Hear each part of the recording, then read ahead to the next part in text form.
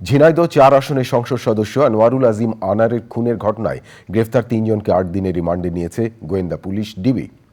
মিন্টু রোডে ডিবি কার্যালয়ে ভারত ও বাংলাদেশের গোয়েন্দাদের ব্যাপক জিজ্ঞাসাবাদের পর তাদের আদালতে হাজির করে রিমান্ড চান তদন্ত কর্মকর্তা।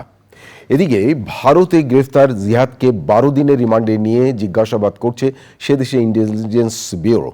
রিপোর্টে আরও জানাচ্ছেন শহীদুল্লাহ রাজু।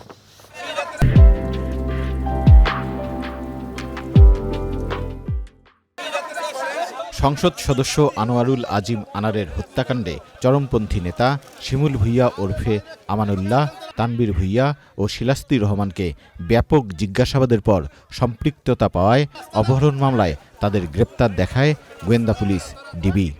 শুক্রবার বিকেলে তাদের হাজির করা হয় ঢাকার চিফ মেট্রোপলিটন ম্যাজিস্ট্রেট আদালতে। অধিকতর জিজ্ঞাসাবাদের জন্য ৩ জনকেই ১০ দিনের রিমান্ডে চায় ডিবি। আনোয়ার আজিমের মেয়ের অপহরণের একটা মামলা করা ছিল, সেই অপহরণ মামলায় আজকে ৩ আসামিকে রিমান্ডের আবেদন করছেন। ১০ দিন করে রিমান্ড চেয়েছেন। প্রত্যেক আসামিকে ৮ দিন করে সতর্কতার সহিত হাইকোর্টের নির্দেশ মোতাবেক জিজ্ঞাসাবাদের জন্য আদেশ দিয়েছেন বিজ্ঞ আদালত। হত্যার সবকিছু যখন উন্মোচন হবে তখনই হত্যা মামলায় রূপান্তরিত হবে। আসামিদের পক্ষে কোনো আইনজীবী শুনানি না করলেও শিলাস্তি রহমান নিজেই আদালতের কাছে নিজেকে নির্দোষ দাবি করেন। আসামির পক্ষে কোনো আইনজীবী ছিল না, কোনো প্রেয়ারও ছিল না, কোনো বক্তব্য তাদের ছিল না। শুধু শিলাস্তি রহমান বলেছিল যে আমাকে কেন অ্যারেস্ট করা হলো, আমি তো কিছুই জানি না। আসামিদের ৮ দিনের রিমান্ড মঞ্জুর করে আদালত।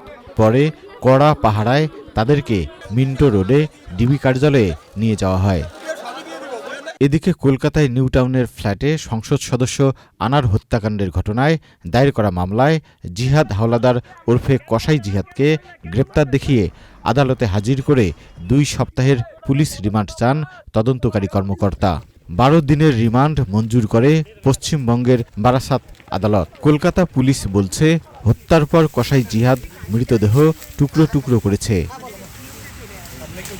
পরে জিহাদকে নিয়ে এমপি আনারের মরদেহ উদ্ধারে যায় ভারতীয় পুলিশ।